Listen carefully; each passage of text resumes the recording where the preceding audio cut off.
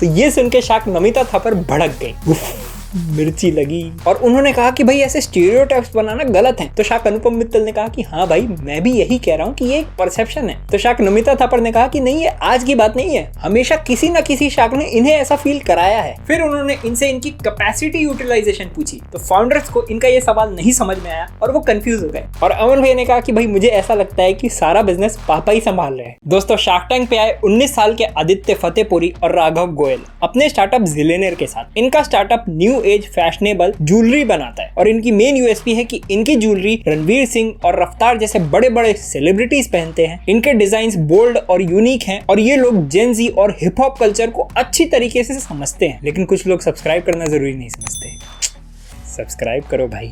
अब shark tank पे इनकी आस्क थी 50 लाख रुपयों की अपनी कंपनी की 3.3% इक्विटी के लिए। सबसे पहले इन्होंने शार्क्स को अपने बारे में बताया कि ये लोग जयपुर से हैं और इनकी ज्वेलरी शाइनी और ब्लिंगी इसीलिए है क्योंकि इसके हर मिलीमीटर पे एक स्टोन लगा हुआ है जिसकी वजह से इसके अंदर ये चमक आती है। जिलेनियर का आइडिया इनको लॉकडाउन के टाइम पे आया था क्योंकि ये लोग हिप हॉप म्यूजिक को बहुत ज्यादा फॉलो करते थे और ये चाहते थे कि ये भी रैपर्स की तरह ही ज्वेलरी पहने। लेकिन जब इन्होंने ऑनलाइन और बाकी जगह इसे ढूंढने की कोशिश करी तो इनको नहीं मिली, तो इन्होंने खुद से ही इसे बना लिया और अपने डिजाइन इंस्टाग्राम पे अपलोड कर दिए। और जब इनको वहां से अच्छा रिस्पॉन्स आने लगा तब इन्होंने जिलेनियर की शुरुआत करी। फिर पीयूष भाई ने इनसे पूछा कि भाई ज्वेलरी ही क्यों, आपका कोई बैकग्राउंड है इसमें? तो फाउंडर्स ने बताया कि आदित्य के पिता इस बिजनेस में पिछले 30 सालों से हैं और राघव ने न्यूयॉर्क के टॉप डिजाइन स्कूल से पढ़ाई करी है। तो पीयूष भाई ने पूछा कि भाई एडमिशन कैसे मिल गया वहाँ पे? तो फाउंडर्स ने बताया कि जब इन्होंने उन लोगों को जिलेनियर के बारे में बताया तो वो लोग इम्प्रेस हो गए और इनको 40% की स्कॉलरशिप मिल गई। पैसा और टैलेंट एक साथ,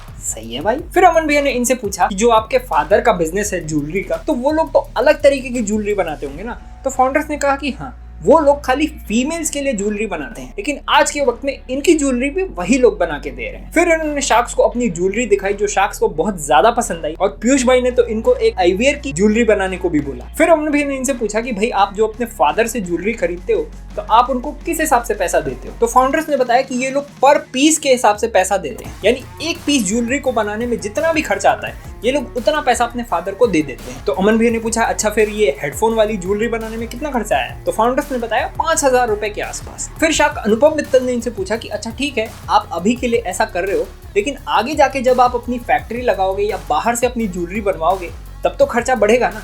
तो फाउंडर्स ने कहा कि हाँ इन्होंने सोचा हुआ है आगे फैक्ट्री लगाने के बारे में, लेकिन अभी के वक्त में इनको ऐसी कोई जरूरत नहीं है क्योंकि ये लोग अपने फादर की मदद से सारे ऑर्डर्स फुलफिल कर पा रहे हैं। तो अमन भैया ने पूछा अच्छा फिर कितने पीस बना रहे हो आप लोग एक दिन के? तो फाउंडर्स ने कहा कि 1500 पीस के आसपास बना सकें। तो अमन भैया ने पूछा नहीं भाई मैं पूछ रहा हूँ कि कितने बना रहे हो अभी के वक्त में?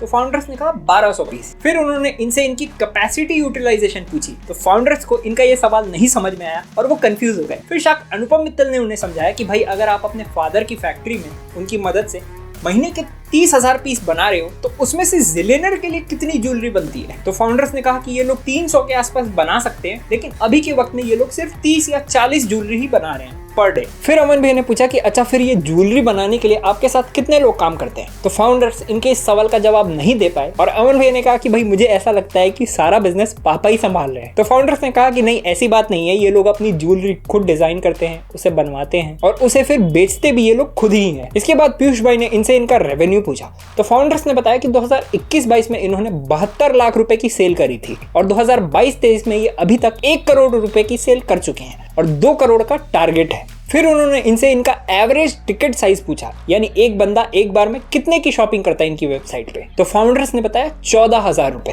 फिर उन्होंने पूछा कि अच्छा आपकी ये 1 करोड़ की सेल के लिए आपने मार्केटिंग पे कितना खर्चा किया और आपका प्रॉफिट कितना है? तो फाउंडर्स ने बताया कि 1 करोड़ की सेल के लिए इन्होंने मार्केटिंग पे 25 लाख रुपए खर्च किए हैं, यानी इनका रिटर्न ऑन एडवर्टाइजिंग स्पेंड 4 का है। आसान भाषा में कहें तो 400 रुपए की कमाई के लिए 100 रुपए की मार्केटिंग। इसके अलावा इनका प्रॉफिट 15 लाख रुपए का था। तो ये सुन के शाक अनुपम मित्तल इंप्रेस हो गए और उन्होंने कहा कि भाई कमाल की बात है, आप लोग 19 साल की उम्र में 15 लाख रुपए कमा रहे हो। बताओ इस उम्र में हमारे पास 1500 रुपए नहीं होते थे। अब इस सब डिस्कशन के बाद शाक नमिता थापर इस डील से आउट हो गई क्योंकि उनको इनका एवरेज ऑर्डर वैल्यू बहुत ज्यादा लगा, टाइम बहुत कम लगा और उनका कहना था कि जैसे जैसे इनकी ये ज्वेलरी पॉपुलर होगी बड़े ब्रांड्स आराम से इनका बिजनेस कॉपी करके ऐसी ज्वेलरी बना देंगे। फिर शाक अनुपम मित्तल ने इनसे कहा कि भाई अक्सर ऐसा देखा जाता है कि जो बच्चे अमीर परिवारों से आते हैं उनमें थोड़ी भूख कम होती है। तो ये सुन के शाक नमिता थापर भड़क गई, मिर्ची लगी। और उन्होंने कहा कि भाई ऐसे स्टीरियोटाइप्स बनाना गलत है। तो शाक अनुपम मित्तल ने कहा कि हाँ भाई मैं भी यही कह रहा हूँ कि ये एक परसेप्शन है। तो शाक नमिता थापर ने कहा कि नहीं ये आज की बात नहीं है, हमेशा किसी ना किसी शाक ने इन्हें ऐसा फील कराया है। तो पीयूष भाई ने कहा अच्छा ठीक है भाई, पर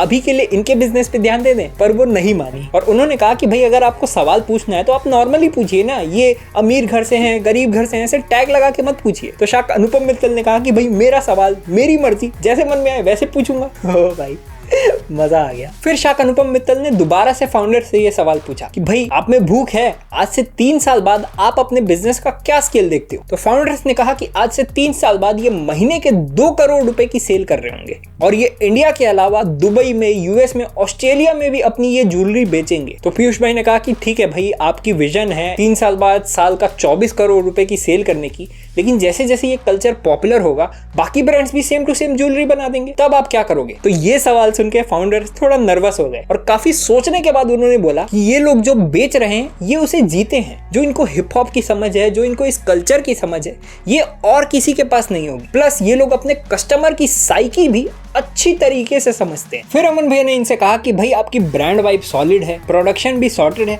लेकिन फिर दिक्कत कहाँ आ रही है आपको। तो फाउंडर्स ने कहा कि इनको टेक्निकल साइड पे दिक्कत आ रही है, जैसे कई बार इनकी वेबसाइट क्रैश हो जाती है। इसके अलावा जब इनके ब्रांड में इतना ज्यादा पोटेंशियल है, बेस भी सॉलिड है, तो ये जल्दी से ग्रो क्यों नहीं कर पा रहे हैं। तो शाक अनुपम मित्तल ने कहा चलो जी ठीक है, फिर मैं आपको एक ऑफर देता हूँ। शाक अनुपम मित्तल का ऑफर था 1 करोड़ रुपए इनकी कंपनी की 10% इक्विटी के लिए। फिर अमन भैया, शाक विनीता सिंह और पीयूष भाई ने भी इन्हें एक कंबाइंड ऑफर दिया। उनका ऑफर था 50 लाख रुपए इनकी कंपनी की 10% इक्विटी के लिए। लेकिन उन्होंने कहा कि भाई हम आपको सिर्फ पैसे नहीं दे रहे हैं, अमन आपकी मार्केटिंग में और कस्टमर्स को समझने में मदद कर देंगे, पीयूष भाई आपकी वेबसाइट में और मैन्युफैक्चरिंग में मदद कर देंगे और शाक विनीता सिंह आपको जल्दी स्केल करने में मदद कर देंगी। तो फैसला बड़ा सोच समझ के लीजिएगा। अब दोस्तों आपको क्या लगता है कौन सा ऑफर ज्यादा बेटर है? दूसरा वाला ना। पर फाउंडर्स को ऐसा नहीं लगा और उन्होंने शाक अनुपम मित्तल के साथ ये डील क्लोज कर दी। विनीता दीदी का दिल तोड़ दिया। अब दोस्तों जहां तक बात है इनके बिजनेस की, तो बॉस प्रोडक्ट इनके सॉलिड है, डिजाइन भी बढ़िया है और इनको हिप हॉप कल्चर की भी काफी सही समझ है। हाँ टेक्निकल साइड पे इनको थोड़ी दिक्कतें हैं, लेकिन वो तो आराम से सॉर्ट आउट हो ही जाएंगी। अब इंडिया में ज्वेलरी की मार्केट लगभग 76 बिलियन डॉलर्स की है और ये हर साल 8.3% से ग्रो कर रही है। इस इंडस्ट्री में market leader Rajesh export, Malabar gold और टाइटन जैसी कंपनियां हैं और इंडिया जेम्स और ज्वेलरी का काफी बड़ा एक्सपोर्टर है। इस धंधे में सारा खेल है भरोसे का और यही भरोसा बनाने के लिए बड़े ब्रांड्स ने करोड़ों रुपए खर्च किए हैं, कई सारे एक्सपेरिमेंट्स किए हैं, जिसकी वजह से किसी भी नए ब्रांड के लिए इस मार्केट में आ पाना बहुत ज्यादा मुश्किल है। एक तरफ तनिष्क और पीसी ज्वेलर्स जैसे बड़े बड़े ब्रांड्स हैं, तो दूसरी तरफ कई सारी छोटी छोटी सुनार की दुकानें हैं। तो कुल मिला के मार्केट बहुत बड़ी है, लेकिन अगर जिलेनियर जैसे ब्रांड्स को कुछ बड़ा करना है इस इंडस्ट्री में, तो इन्हें ऑनलाइन के साथ साथ ऑफलाइन पे भी फोकस करना पड़ेगा, क्योंकि ऑनलाइन ज्वेलरी कौन ही खरीदता है भाई। अब दोस्तों इस सारी इंफॉर्मेशन का सोर्स आपको डिस्क्रिप्शन में मिल जाएगा, तो आप उसे पढ़ सकते हैं। लेकिन क्या आप जानते हैं शार्क टैंक पे 14.5 मिलियन सब्सक्राइबर वाले एक यूट्यूबर आए थे, जिनके स्टार्टअप को लेके काफी ज्यादा कंट्रोवर्सी हुई थी। तो क्या था पूरा बवाल, जानने के लिए कमेंट्स में वीडियो का लिंक है, उसे जरूर देखिएगा और इस वीडियो को लाइक करके चैनल को सब्सक्राइब करना मत भूलिएगा।